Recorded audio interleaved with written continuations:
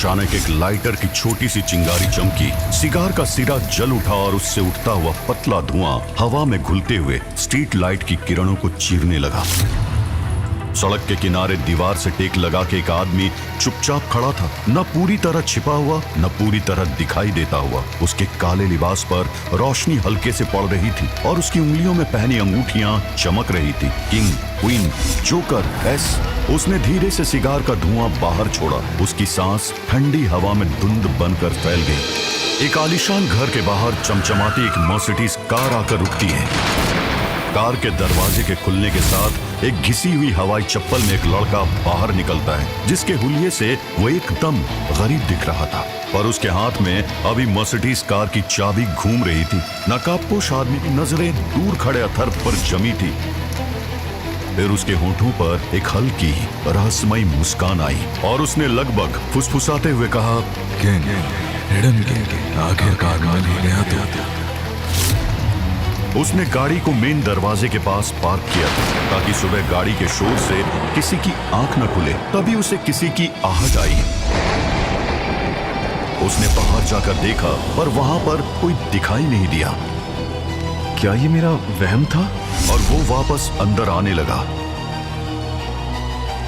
तभी उसे main door के नीचे एक लेटर दिखाई दिया। उसने लेटर को उठाया और उसे पूरा यकीन हो गया, यहाँ पर कोई तो था।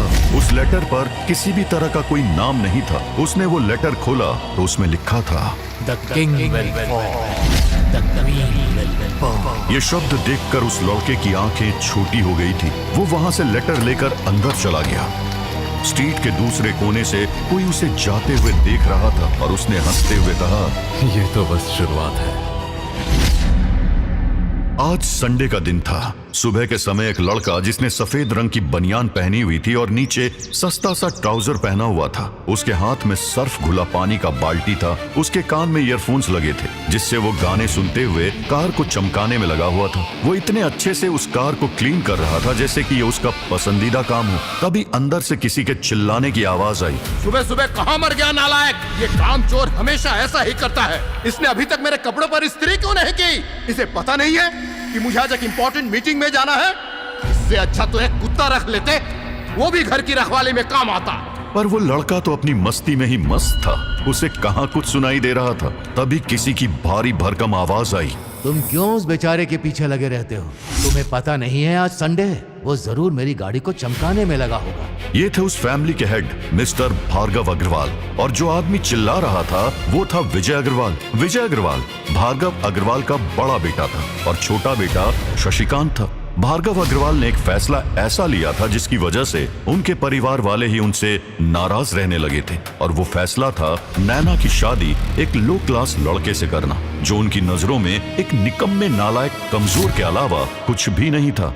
विजय नैना के पिता थे। वो चिल्लाते हुए बाहर चले गए थे। बाहर एक लड़का जो दिखने में ही ऐसा लग रहा था जैसे इसने कभी जिंदगी में अच्छे कपड़े तो देखे ही नहीं है। उस लड़के को देखकर विजय का गुस्सा हमेशा 7वें आसमान पर चला जाता था। निकम्मे आदमी काम से छुपने के लिए बाहर टाइम पास कर रहा है। तुझे पता नहीं है मुझे आज मीटिंग में जाना है? वो लड़का जल्दी से सिर झुकाते हुए विजय के पास आया और बड़े धीरे से बोला, बताइए पापा जी, क्या काम है? नालायक, मेरे पास बिल्कुल भी टाइम नहीं है। जल्दी से मेरे कपड़ों पर इस्त्री कर दे। और मैंने तुझे कितनी बार बोला है, अपनी जुबान से मुझे पापा जी मत कहा कर, पर तू है कि सुधरने का नाम ही नहीं लेता। पता नहीं वो कौन सी मनुष्य घड़ी थी जब तू हमारी लाइफ में आया था। और एक शशिकांत का दामाद है, पता है उसने अपने ससुर को कल ही ऑडी कार गिफ्ट की है। अरे अभी तो उसकी शादी भी नहीं हुई है और अभी से ही देखो वो अपने ससुराल वालों का कितना ध्यान रखता है। और एक तू है जो किसी भिखारी से कम नहीं लगता। वो लड़का चुपचाप सारी बातें सुन रहा था। कल शशिकांत की बेटी तानिया की रिंग सेरेमनी है। इस बार कोई ढंग के कपड़े पहन कर आना, पर तेरे पास तो पैसे होंगे नहीं कपड़े लेने के लिए। मुझे तो हर समय यही डर लगा रहता है कि किसी दिन समाज में तेरी वजह से हमारी इंसल्ट ना हो जाए। अब कल के प्रोग्राम में भी लोग यही पूछेंगे कि तुम्हारा दामाद करता क्या है। हे भगवान, मैं तो इस लाइफ में तंग आ गया हूँ। अब किस किस को इस बारे में क्या जवाब दूं? मुझे तो कुछ समझ ही नहीं आता। ये पिताजी ने पता नहीं कहाँ फंसा दिया। इस लड़के ने पता नहीं उन पर कौन सा जादू कर दिया है।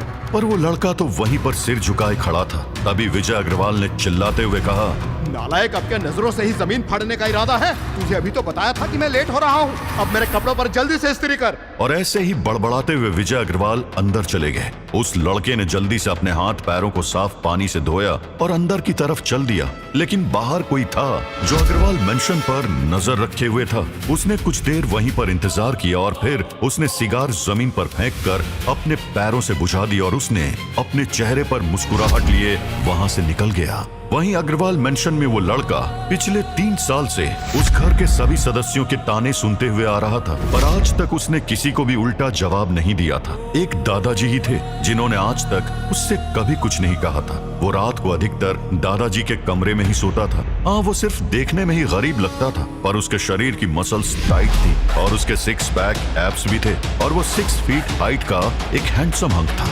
उसका फेस देखकर कोई नहीं कह सकता था कि वो इतना गरीब भी हो सकता है। उसके अंदर आते ही विजय अग्रवाल ने उसे अपना एक कीमती सूट और व्हाइट शर्ट दी। इस सूट पर दाग नहीं लगना चाहिए। मैं ध्यान रखूंगा पापा जी। वो कपड़े लेकर वहां से जाने लगा। तभी सामने से एक ब्यूटीफुल लड़की आ रही थी। उसने मुस्कुराते हुए अथर्व से कहा, गरीबों की बिलियनियर, जरा मेरे कपड़ों को भी प्रेस करके रेडी कर देना। मुझे भी आज शॉपिंग के लिए जाना है और मेरे साथ नैना दीदी भी जा रही हैं। उनके कपड़े तो तुम ही डिसाइड करते हो, तो उनका तुम ही देख लेना। ये लड़की नैना की छोटी बहन शनाया थी जो कॉलेज के फाइनल ईयर में थी।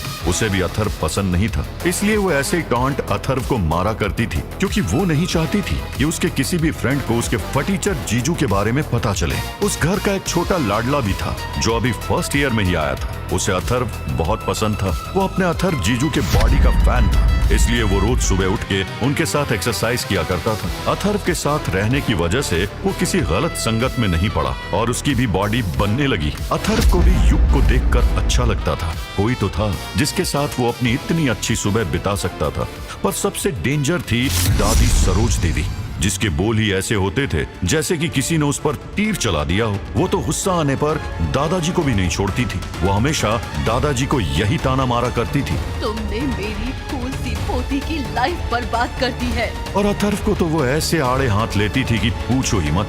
अथर्व ने जल्दी से विजय अग्रवाल के कपड़ों पर प्रेस किया और उन्हें बड़ी सावधानी के साथ उनके कमरे में रख कर आ गया। कुछ ही देर में वो रेडी होकर आ गए थे। उसके बाद अथर्व ने शनाया और अपनी वाइफ के कपड़े रेडी किए, जिसका नाम नैना था, और उसके कपड़ों को उसके रूम में रखने के लिए चला गया। जैसे ही वो अंदर साइड टेबल पर कपड़े रखकर जाने ही वाला था कि तभी वॉशरूम का डोर ओपन हुआ और अपने शरीर पर व्हाइट टॉवेल लपेटे हुए एक ब्यूटीफुल लड़की वॉशरूम से बाहर निकली। तभी उसकी नजर अथर्व पर पड़ी, जिससे वो अपनी जगह पर ही फ्रीज हो गई थी। उसकी बॉडी एकदम गोरी थी। उसके शरीर पर पानी की बूंदें ऐसे चमक रही थी जैसे कि मोती रोशनी में चमकते हैं।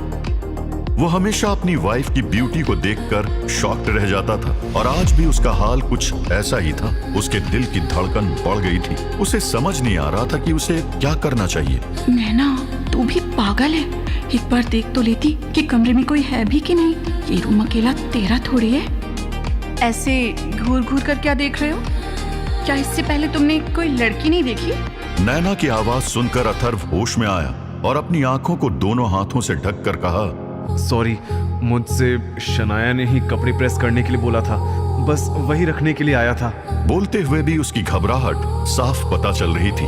अब क्या पूरी फिल्म देखने का इरादा है? ये सुनकर वो दूसरी तरफ पलटा, जल्दी से वहां से भाग गया। उसे ऐसे भागते देखकर नैना जोर जोर से हंसने लगी।